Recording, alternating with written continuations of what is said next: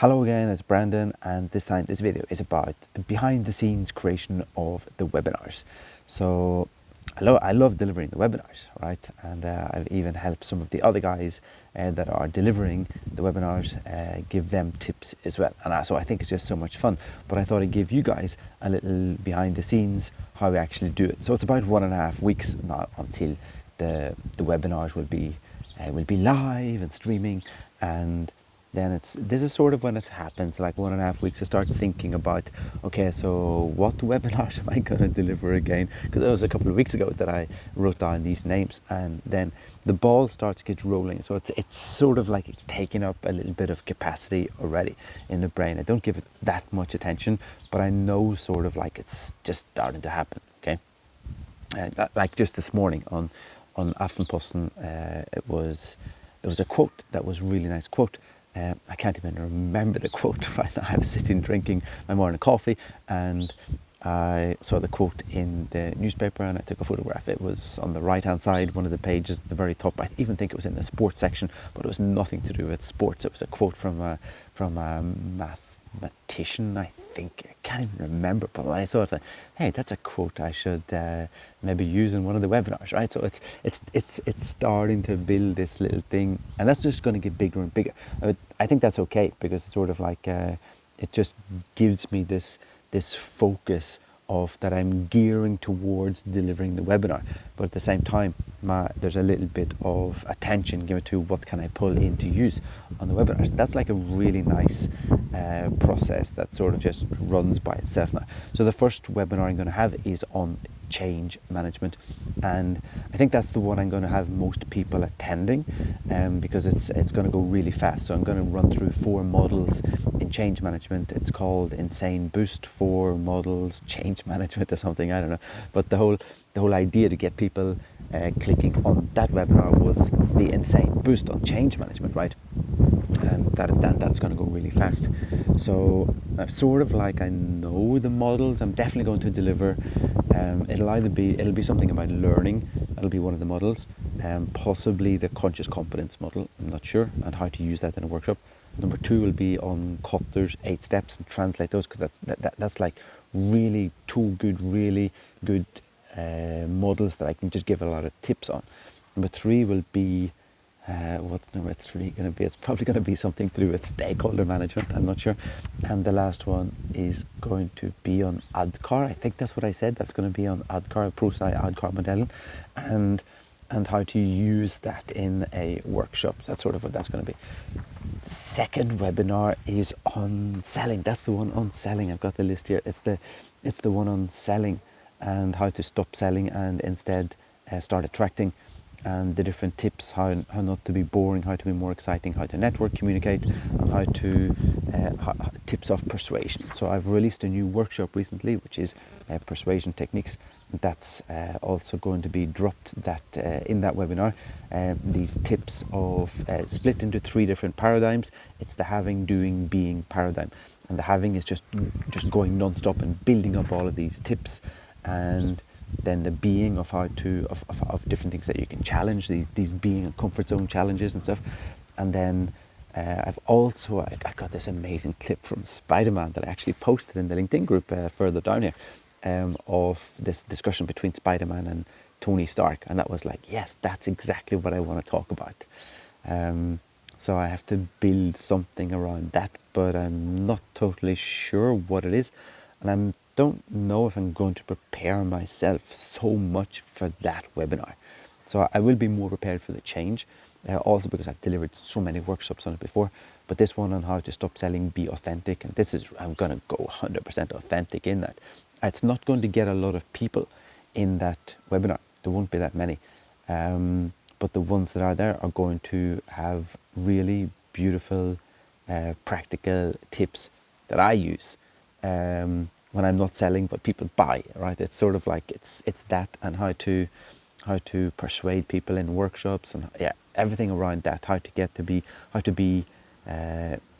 them buying instead of having to sell. Okay, so it's going to be the ones that attend that webinar. I think I'll actually stay in touch with and invite them into a separate group just to give them so many more of these short films or something on persuasion. Third webinar is going to be this one called the UFCC. It's probably the craziest webinar. It's the Ultimate Fighting Course Championship, and I think there's like 4 or 5 different fights, right? So it's like Prince 2 versus Scrum.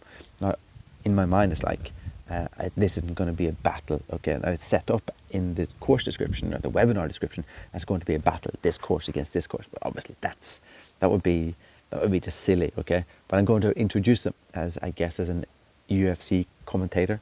In the red corner versus in the blue corner, we have Prince 2. So it's going to be like that, and then I have to find out one good thing that I actually like about Prince 2, one good thing I like about Scrum, one good thing I like about Safe, one good thing I like about MUP, and then share those.